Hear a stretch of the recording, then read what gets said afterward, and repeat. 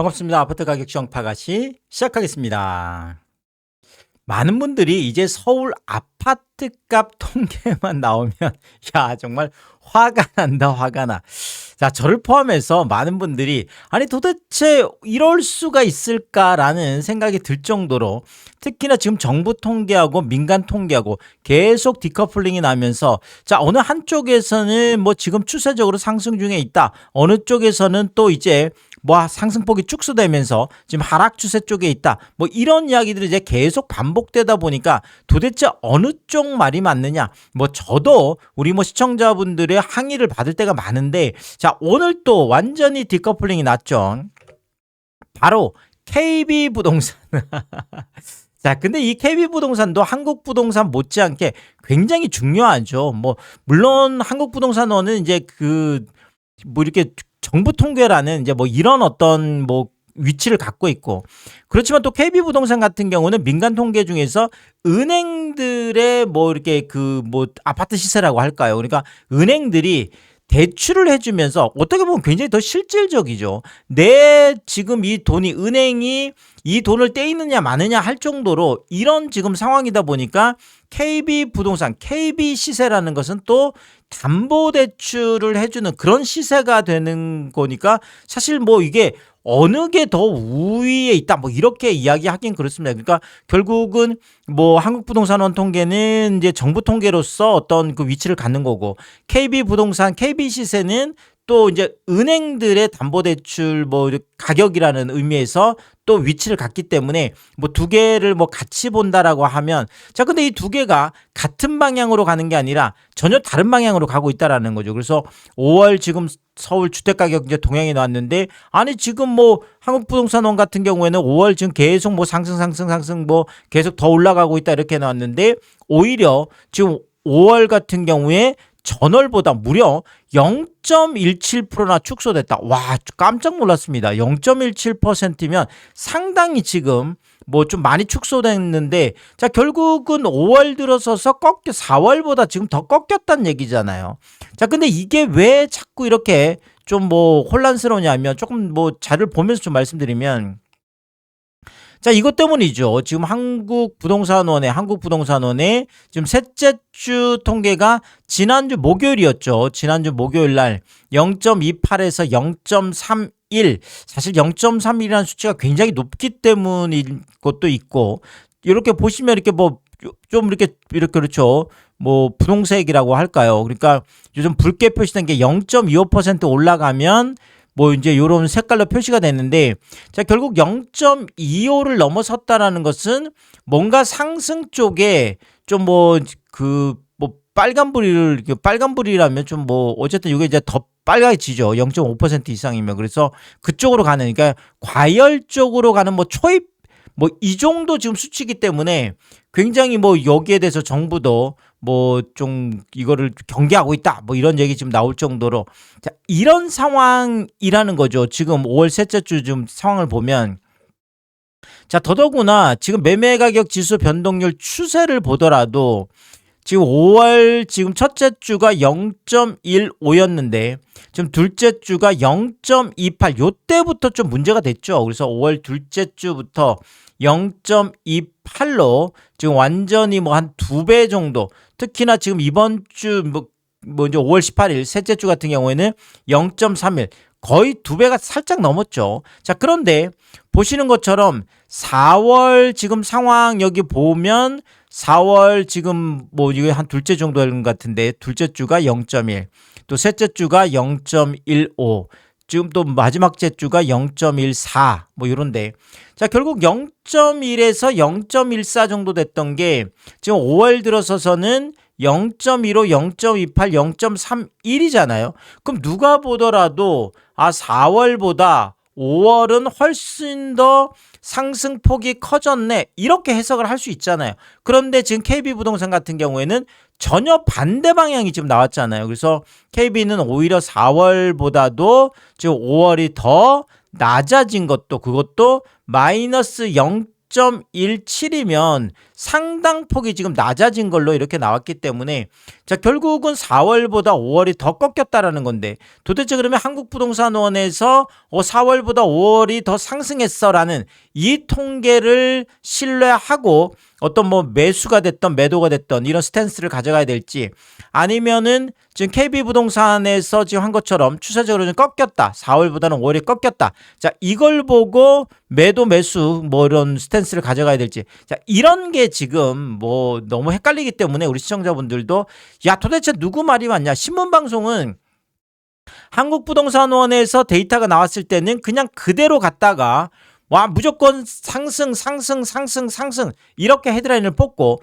또 오늘 같은 경우에는 KB부동산에서 또 데이터가 나오다 보니까 뭐 이런 거 저런 거 따지지 않고 또 하락 뭐 상승폭의 축소 뭐 이렇게 뭐 축소 꺾였다 뭐 이런 자 그러면 이건 도대체 어느 걸 믿어야 되느냐 이런 뭐 좀 참 충격적입니다. 이러다 보니까 뭐 정말 통계 나올 때마다 뭐 저도 그렇지만 우리 많은 시청자분들이 야, 뭐 한국 부동산 없애라 이런 분들도 계시고 자 누굴 믿어야 되냐 뭐 누군 올랐다 그러고 누군 떨어졌다 그러고 뭐 지금 이런 상황이 되겠습니다.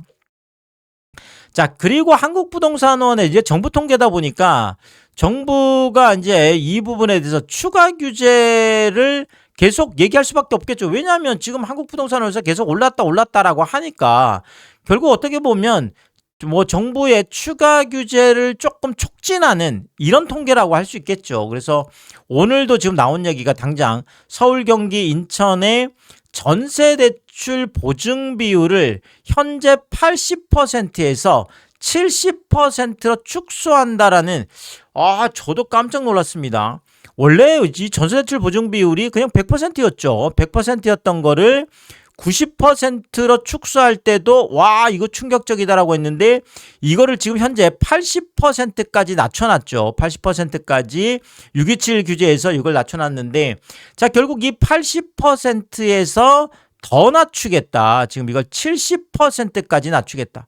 아니 이렇게 되면 사실 은행들 입장에서 보면 전세대출 보증이 100%. 자, 그러니까 뭐 은행 입장에서는 전세대출 해주는 게 무서울 게 하나도 없죠. 전세금의 뭐 80%를 해주던 70%를 해주던 아무런 꺼리낌이 없습니다. 왜냐하면 뭐 사실 거의 국가기관이라고 할 수 있는 그런 뭐 기관에서 다들 보증을 해주니까 뭐 전세금 이거 대출해줬다가 떼일 일이 없잖아요. 보증을 해주니까. 자, 그런데 이 부분에 대해서 이제 보증 비율이 계속 축소가 되면 은행 입장에서는 이거 자칫 잘못하면 사실 뭐 은행들이 집주인들을 믿어서 전세금 그 보증을 뭐 100% 이렇게 뭐 100% 가깝게 그러니까 80%씩 막 이렇게 해주는 건 아니잖아요. 그래서 만약에 보증이 사라진다 그러면 은행들이 전세대출을 이렇게 편안하게 마음 놓고 전세금의 뭐 80%씩 이렇게 해주기가 어려운 거죠. 그래서 서울, 경기, 인천 수도권에 대한 전세대출 보증 비율을 70%까지 축소하겠다. 뭐 지금 이런 이야기들도 나오고 있고요. 자, 그리고 이제 비거주 1주택 장특공 폐지는 확정이죠. 뭐 정부가 12월 31일까지 일단은 비거주 1주택을 포함한 모든 주택에 대해서 새 끼고 있는 모든 주택에 대해서 이제 퇴로 그걸 결국 팔 수 있도록 뭐 전세 낀 상태에서 팔 수 있도록 이렇게 해놨기 때문에 이거는 비거주 1주택에 대한 장특공 뭐 여기다 딱 넣으면 이제 보유죠. 보유 그러니까 거주는 빼고 보유 같은 경우 보유만 했다라는 이유로 장기볼 특별공제 장특공을 해주는 거 이거는 아니다. 그래서 이거는 폐지가 확정이다. 이렇게 보시면 될 것 같고 그럼 여기에 해당되는 분들은 12월 31일까지 이제 팔아야 되는 이런 상황이 됐고요. 자 그리고 고가 1주택 지금 보유세율 인상 뭐 이거는 6.3 지방선거 이제 며칠 안 남았죠. 지금 뭐 다음 주 이제 뭐 지나고 이렇게 되면 뭔가 이제 구체적인 이야기들이 나올 걸로 이렇게 보여지고 있습니다. 자 그리고 공시가 현실화율 이거 인상 이것도 당연히 이거 가겠죠. 뭐 이거는 뭐 쉽게 갈 수 있는 거기 때문에 법을 바꾸지 않고도 쉽게 갈 수 있어. 지금 현재 69%인 거를 지금 뭐 많게는 뭐 80%, 뭐 90%까지 얘기가 나오고 있습니다. 그래서 이 부분도 손을 볼 것 같고요. 자, 그다음에 공정시장 가액 비율 이것도 현재 60% 그러니까 묻지도 않고 따지지도 않고 40%를 공시가에서 깎아주던 이거를 이제는 뭐 법안은 일단 폐지 법안에 올라 있습니다. 법률권 쪽에서 지금 올라 있는데 자, 이걸 완전 폐지를 할지 아니면 축소를 해서 지금 공정시장 가액비율을 60%에서 뭐 80% 만약에 이재명 정부 같은 경우에도 문재인 정부처럼 이걸 95%까지 문재인 정부 때는 95%였죠. 자, 그러면 실질적으로 40% 깎아주던 거를 5%만 깎아주는 게 되거든요. 자, 결국은 공시가 현실화율하고 이 공정시장 가액비율 이것만 만진다고 하더라도 엄청나게 이제 보유세가 올라가는 자, 이런 것들이 이미 예측이 되어 있고 이제 6.3 지방선거가 얼마 남지 않았죠. 그러다 보니까 많은 분들이 여기에 대한 지금 고민을 하고 있는 거고 결국 뭐 7월 세제 개편 전후에서 많은 변화들이 있을 걸로 이렇게 보여집니다. 자, 이런 것 때문일까요? 지금 5월 지금 토지거래 허가 신청 건수 사실 토지거래 허가 신청 건수가 그냥 매매 건수다 이렇게 보시면 되겠습니다. 지금은 서울은 뭐 다 토지거래 허가 지역이니까 그래서 매매 신청 건수가 5월 1일에 이제 11일까지 요때가 한 4,000건 정도 됐던 게 지금 12일에서 21일 그러니까 한 10일 전후인 거죠. 10일 전후에서 이렇게 한 1,700건까지 마이너스 57% 거의 60% 감소한 것도 아마 지금 이런 영향들이 클 거다. 자, 결국은 뭐 이런저런 것들을 정부가 2차 뭐 규제라고 할까요? 추가 규제를 하게 되면 결국은 더 낮은 급금매들 더 싼 뭐 이렇게 가격들이 쏟아질 수밖에 없고 자, 그러면 차라리 기다리자 이런 분들이 많기 때문에 다시 또 관망 쪽으로 돌아서면서 결국은 또 이렇게 신청 건수가 확 줄어드는 이런 모습들이 또 나타나고 있다 이렇게 보여지고 있고요.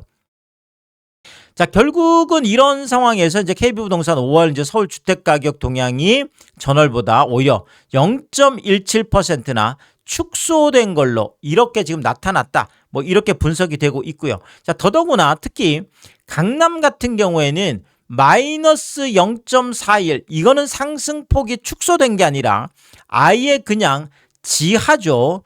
아예 아래쪽으로 0% 아래쪽으로 그러니까 마이너스면 완전 엄청난 폭락이죠. 그래서 뭐 강남 같은 경우는 5월에 마이너스 0.41%로 오히려 엄청나게 지금 폭락한 이런 지금 결과가 나와 있습니다. 그래서 3월에 지금 강남이 마이너스 0.16이면서 2년 만에 하락 전환을 했는데 4월에도 지금 하락한 걸로 나타나서 결국 3월, 4월, 5월까지 3개월 연속 하락폭이 더더구나 확대되고 있는 걸로. 자, 지금 KB부동산 지금 뭐 KB 시세만 보면 엄청난 지금 강남은 하락세 5월도 지금 못 빠져나가고 있는 걸로 오히려 하락폭이 확대되고 있는 걸로 이렇게 지금 조사가 되어 있습니다. 자, 근데 한국부동산원 같은 경우에는 전혀 반대죠. 그래서 강남이 한국부동산원도 4월 지금 뭐 이렇게 그렇죠. 4월 마지막 주까지 계속 마이너스였고 5월 첫째 주까지도 마이너스였었는데 결국 5월 11일 5월 둘째 주에 0.19%로 상승 전환 그 다음에 지금 지난주 같은 경우에도 0.2%로 셋째 주도 결국 상승 전환하고 특히나 상승폭이 확대된 걸로 이렇게 나타나 있죠. 자, 그러니까 지금 KB부동산의 시세 같은 경우에 강남도 지금 전혀 한쪽은 어마어마하게 하락폭이 확대되고 있다 이렇게 나타났고 지금 다른 쪽은 오히려 하락이 아니라 상승인데 그것도 상승폭이 확대되고 있다. 자, 강남에서 KB 지금 시세하고 한국부동산원의 지금 통계하고 전혀 지금 진짜 이건 완전 반대 방향이죠. 한쪽은 하락폭이 확대, 한쪽은 상승폭이 확대. 야, 이거 정말 누구를 믿어야 될까요? 자, 근데 뭐 KB든 뭐 한국부동산원이든 다들 호가를, 근데 같은 호가를 기준하는데도 이게 뭐 어떤 샘플링이 달라서 그런 걸까요? 그래서 뭐 실거래를 보고 이야기할 수밖에 없겠는데, 자, 지금 5월에 강남 쪽에서 엄청난 하락거래들이 많이 나왔죠. 그래서 특히나 아이파크 삼성 같은 경우에 깜짝 놀랐는데 갑자기 이렇게 폭락거래 실거래가 또 신고가 됐는데 55평형이 78억까지 갔던 게 64억까지, 17층이 64억으로 지금 5월 6일 날, 5월 7일 날 뭐 두 번 연속 지금 계약이 나와 있는데 하나는 지금 14억이 지금 폭락을 해 있고요. 그다음에 22층 같은 고층도 78억에서 65억으로 13억이 폭락해서, 자, 결국은 아이파크 삼성 같은 이런 대단한 아파트, 우리가 뭐 중대형 평형대가 이제 많은, 그래서 뭐 70억, 60억 이렇게 가는 이 아파트들도 이렇게 14억, 13억씩 폭락을 해서, 자, 강남의 지금 중심권이라고 할 수 있죠. 삼성동 쪽에. 자, 이런 일들이 지금 벌어지고 있고요. 자, 그리고 압구정시연대도 지금 계속 하락거래들이 나오고 있는데 35평 같은 경우에 75억까지 갔던 게 5월 15일 날 62억 9천, 12억 넘는 하락거래가 여기도 지금 나와 있고요. 자, 그리고 지금 도곡 렉스이면 강남 지금 대치동 뭐 도곡동, 우리가 이제 대치동에 이제 학원가 뭐 얘기 많이 합니다. 이쪽에 3,000세대 정도 되는 뭐 구축 중에서는 대장이라고 할 수 있겠죠. 근데 이 아파트도 43평형이 45억까지 갔던 게 5월 들어서서 36억으로 9억 폭락한 이런 거래가 나와 있고요. 자, 그리고 도곡 렉스 50평 같은 경우에도 51억 9천까지 갔던 게 5월 22일이면 지금 며칠 전인데 44억 8천 거래가 나오면서, 야, 지금 도곡렉스 같은 경우에도 이렇게 7억 넘는, 아까 뭐 9억, 7억 엄청난 폭락 거래들이 나와 있고요. 일원동의 푸른마을 31평 같은 경우에도 26억 7천까지 갔던 게 18억대까지 하락하면서 8억 5천, 9억 가까운 하락 거래가 나와 있고요. 그리고 개포동에 있는 신축 아파트들이죠. 개포자이 프레지던스 33평 같은 경우에도 42억 7천까지 갔던 게 36억까지, 25층에도 초고층인데 6억 7천, 뭐 7억 가까운 하락 거래가 나와 있고, 그 다음에 개포자이 프레전스 43평 같은 경우에도 46억까지 갔던 게 41억 3천으로 4억 7천, 5억 가까운 하락 거래가 나와 있고요. 그리고 레미안 대치팰리스, 자, 대치동 뭐 이것도 이제는 뭐 구축이라고 한 10년 정도 됐죠, 이제는. 그래서 레미안 대치팰리스, 청담 르엘이 생기기 전에 가장 대장이었던 레드펠, 레미안 대치팰리스 37평 같은 경우에도 53억까지 갔던 게 47억으로 6억 폭락한 이런 거래가 나와 있고요. 그 다음에 레드펠 45평 같은 경우에도 63억까지 갔던 게 58억으로 5억 폭락한 거래가 나와 있고요. 그 다음에 개포동의 개포 상지 리츠빌 54평 35억까지 갔던 게 29억까지 하락하면서 5억 8천, 한 6억 가까운 하락 거래가 나와 있습니다. 자, 여기는 뭐 한 5년 전 집값보다 지금 내려가 있네요. 자, 그리고 강남 개포동의 레미안 블레스티지 45평 같은 경우에도 44억 9천까지 갔던 게 39억 5천으로 5억 4천 폭락한 거래가 나와 있고요. 그리고 역삼동의 강남 센트럴 아이파크 24평 같은 경우에도 32억까지 갔던 게 27억 9천으로 4억 넘는 하락 거래가 나와 있고요. 그 다음에 23평 같은 경우에도 마찬가지예요. 31억까지 갔던 게 27억까지 4억 폭락한 거래가 나와 있습니다. 그리고 DH 아너힐즈, 자, 34평 같은 경우도 개포동에 여기도 다 신축, 뭐 DH면 또 이게 뭐 고급 브랜드라고 하죠. 그래서 39억까지 갔던 게 35억으로 4억 폭락한 거래가 나와 있고요. 도곡동의 역삼 럭키 33평 같은 경우에도 29억 9천억 30억 턱밑까지 갔던 게 26억까지 4억 폭락한 거래가 나와 있고요. 대치동의 동부센트레빌 46평 같은 경우에도 54억 8천까지 갔던 게 51억으로 뭐 3억 8천, 한 4억 가까운 하락 거래가 뭐 거의 3개월 사이에 한 3억, 4억 가깝게 이렇게 하락해 있는 거죠. 역삼동의 역삼 프루지오 31평 같은 경우에도 33억 5천까지 갔던 게 29억 8천으로 3억 7천, 4억 가까운 하락 거래가 나와 있습니다. 청담자 21평 같은 경우에도 29억 5천에서 26억으로 3억 5천 폭락한 거래. 와, 엄청난 폭락 거래들이 쏟아져 있습니다. 대치현대 26평 같은 경우에도 27억 8천까지 갔던 게 24억 5천으로 3억 3천 하락한 거래가 나와 있고요. 개포 한신 22평 같은 경우에도 32억까지 갔던 게 29억으로 3억 하락한 거래가 나와 있습니다.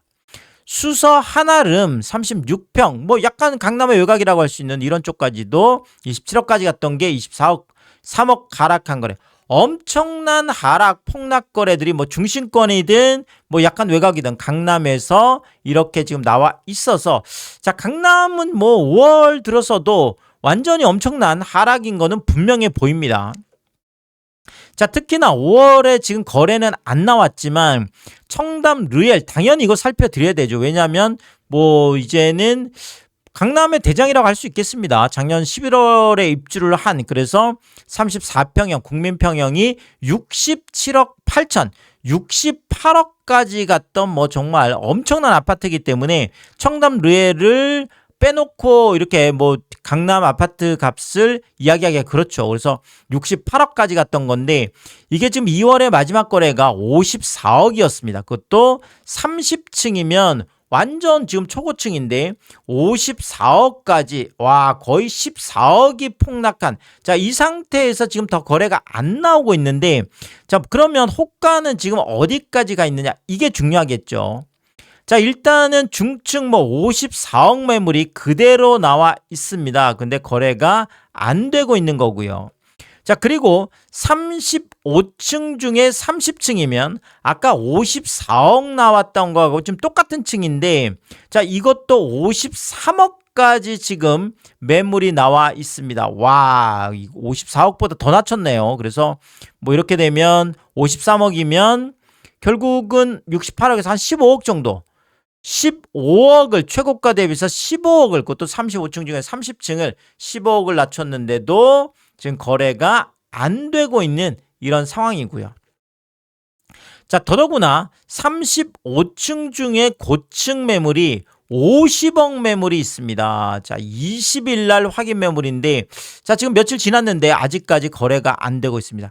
67억 8천 68억까지 갔던 청담 르엘, 자, 뭐 청담동뿐만 아니라 뭐 강남의 대장이라고 할 수 있죠. 1300세대나 되는 한강변에 있는 이 대단한, 또 르엘이면 뭐 롯데의 뭐 이게 좀 하이 브랜드죠. 뭐 이런 데도 불구하고 지금 68억이 호가가 50억까지 무려 18억을 낮춘 거죠. 18억을 낮췄는데도 불구하고 거래가 안 되고 있는 것, 이게 지금 현실입니다. 강남에.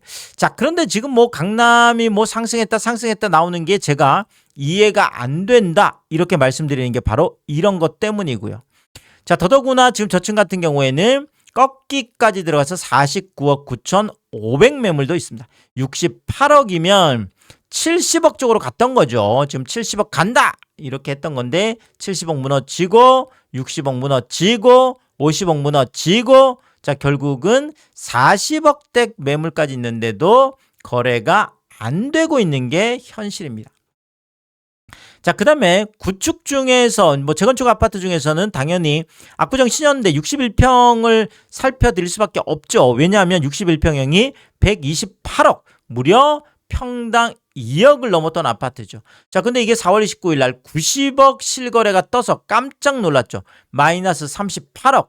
와, 어마어마한 폭락거래였습니다. 정말 충격적이었는데, 자, 그러면 이 90억 매물이 있느냐? 자, 90억 매물이 줄줄이 창창 뭐 엄청나게 쏟아져 있습니다. 그러니까 지금 뭐 한 38억 낮춘 뭐 이런 건 이제는 뭐 증여 뭐 이런 얘기 할 것도 없고요. 지금 이게 현실적으로 이렇게 지금 38억씩 낮춘 매물들이 뭐 여기 보면 고층, 아까 이게 뭐 저층 4층이어서 그러냐? 그렇지 않습니다. 지금 고층들 뭐 중층, 고층, 뭐 중층 다 이런 것들이 90억 매물이 줄줄이 창창인데 거래가 안 되고 있고요.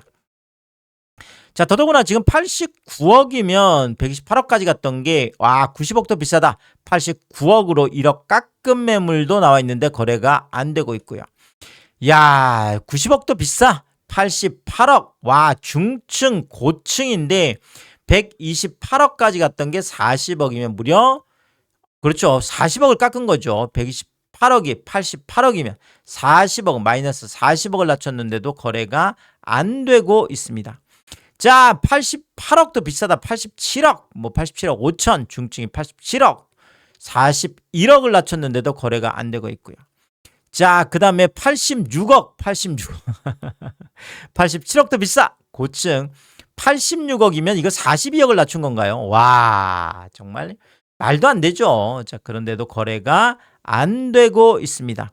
자, 86억도 비싸. 85억. 야, 정말 말이 안 되죠. 128억까지 갔던 게 110억까지 떨어지고 100억 무너지고 90억 무너지고 지금 85억까지나 낮아져 있는데 거래가 안 되고 있는 게, 자, 결국 뭐 아까 강남에 있는 웬만한 뭐 레드펠뿐만 아니라 웬만한 뭐 대장단지들 다 살펴드렸는데 엄청난 5월에도 하락 거래가 지금 나오고 있고, 자, 여기에다가 지금 뭐 압구정 뭐 이렇게 신현대 같은 재건축 중에서 대장인 뭐 128억까지 갔던 이 아파트도 40억 넘게. 자, 그 다음에 신축인 청담 르엘 같은 경우에도 18억 지금 넘게 낮춰놓은, 뭐 실거래도 다 뭐 그렇죠. 38억, 실거래도 14억 뭐 이렇게 해 있는데도 불구하고 이게 지금 강남 아파트들의 현주소다, 이렇게 말씀드릴 수 있거든요.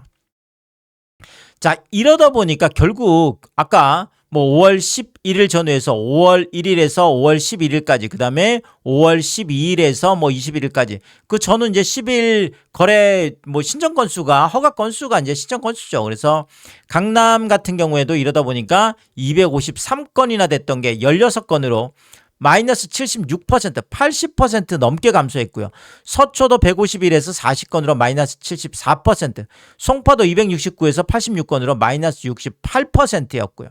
자, 강남 3구만 이런 게 아니라 마용성도 마찬가지예요. 마포도 마이너스 58, 용산도 마이너스 71, 성동도 마이너스 72. 자, 그 다음에 한강벨트라고 할 수 있는 또 하나의 강동도 마이너스 60, 동작도 마이너스 72, 영등포도 마이너스 38. 뭐 외곽 아파트들도 마찬가지죠. 지금 노원도 마이너스 53, 도봉도 마이너스 49, 강북도 마이너스 56. 뭐 다들 지금 거래가 완전히 괴멸로 가고 있는 상황이라는 거죠. 자, 결국 서울 아파트 값이 5월도 보면 일단 KB 시세가 뭐 제가 볼 때는 개인적으로는 일단은 좀 신빙성이 있어 보입니다. 그래서 KB 시세처럼 4월보다 오히려 더 꺾여 있는 상황이고, 이제는 아예 4월에는 거래더라도 많았는데 5월에는 거래량도 뭐 지금 10일 지나면서 엄청나게 지금 꺾여 있는 상황. 자, 이런 상황에서 지금 6.3 지방선거를 앞두고 이미 뭐 이제 2차 규제에 대한 뭐 추가 규제에 대한 이것 때문에 심리는 지금 꺾여 있고, 자, 이렇게 되면 이제 6.3 지방선거 끝나자마자 또 엄청난 규제에 대한 시그널들이 나올 텐데, 자, 이렇게 되면 6월에는 당연히 지금 7월 세제 개편을 앞두고 2차 폭락이 올 수밖에 없겠다. 자, 그런데 이 1차 폭락, 그러니까 이재명 대통령의 트위터 X를 통해서 뭐 다주택자들의 양도세 중과 부활, 자, 이게 시작된 게 2월부터죠. 그래서 2월, 3월, 4월, 5월까지 뭐 이걸 우리가 1차 폭락이다. 이제 요거는 5월 한 10일까지 이렇게 되겠죠. 5월 9일, 뭐 11일, 9일 요때까지를 일단은 1차 폭락. 그러니까 다주택자들의 매물 출회로 인한, 급매 출회로 인한 이런 1차 폭락이었다라고 하면, 자, 이제 2차 폭락 같은 경우에는 이제 5월 말 6월로 들어가면서 뭐 7월, 8월, 자, 이렇게 되면 1차 폭락보다 훨씬 크게 나타날 가능성이 있고, 더더구나 훨씬 더 중장기적으로 정말 엄청난 추세적인 폭락으로 갈 가능성도 높습니다. 왜냐하면 정부가 이제는 정말 지방선거 끝나고 나면 엄청나게, 물론 지방선거 결과에 따라서 또 많은 뭐 이런 것들이 있을 수 있지만, 지금 봐서는 뭐 일단은 뭐 정부 여당이, 사실 이거는 뭐 지방의회에서 하는 게 아니라 지방 뭐 어떤 뭐 자치단체가 하는 게 아니잖아요. 국회가 하는 거다 보니까 뭐 그런 거 하고도 또 크게 상관없이 어떻게 보면 일단은 국회에서 이재명 대통령이 뭐 강력한 의지를 갖고 있기 때문에, 또 아주 거대 여당이기 때문에 뭐 이렇게 되면, 자, 1차 폭락보다 크고 중장기적으로 갈 수밖에 없겠다. 일단 이렇게 전망을 하면서 또 새로운 이야기 있을 때마다 제가 빠르게 업로드를 하도록 하겠습니다. 오늘도 유튜브 쇼핑까지 시청해주신 여러분들 저의 찐 시청자분들이다, 찐 구독자분들이다. 항상 크게 감사의 말씀을 드리겠습니다. 여러분들 쿠팡에서 구매를 하실 일 있을 때 아래쪽 하단에 띄워드리고 있는 삼양라면 링크를 통해서 구매를 해주시면 제가 영상을 만드는데 큰 도움이 되고 있다 이렇게 말씀드리겠고, 정말 짧지 않은 영상입니다. 늘 끝까지 시청해주시고 유튜브 쇼핑까지 오신 게 그런 거죠. 저는 삼양라면이 좋아서, 삼양라면이 맛있어서 삼양라면만 올려드리고 있는데 삼양라면만 구매를 해주셔도 감사합니다. 근데 많은 분들이 뭐 작은 것 하나 구매하실 때도 이 삼양라면 링크를 통해서 구매를 해주시고, 또 가끔 고가 제품 하나 구매하실 때도 이렇게 일부러 이 삼양라면 링크를 통해서 구매를 해주셔서 참 뭐 귀찮고 성가신 일임에도 불구하고 저에게 도움이 되라고 일부러 이 뭐 작은 것 하나, 또 가끔 고가 제품 구매하실 때도 일부러 이렇게 삼양라면 링크를 통해서 구매를 해주시는 이 뭐 마음 써주시는 걸 볼 때마다 제가 참 너무나 감사하다. 또 많은 분들이 또 이렇게 구매를 해주고 계셔서 참 뭐 몸둘 바를 모르게 늘 크게 감사의 말씀을 다시 한번 드리겠습니다. 파가시 멤버십 킹스피도 개설해두고 있습니다. 구독 옆에 가입 버튼을 누르시면 월 9,990원으로 책정되어 있고요. 킹스피 분들에게는 왕관 모양으로 표시를 해드리고 있습니다. 오늘도 킹스피 여러분을 소개해드리겠습니다. 김화정님, 윤복자님, 피피칠 사모님, 용준님, 미셸님, 전영돈님, 항상 감사의 말씀을 드리겠고, 많은 분들이 또 킹스피를 통해서 응원해주시면 고맙겠습니다. 오늘의 이야기가 도움이 되었다면 구독과 좋아요 부탁드리겠습니다. 고맙습니다.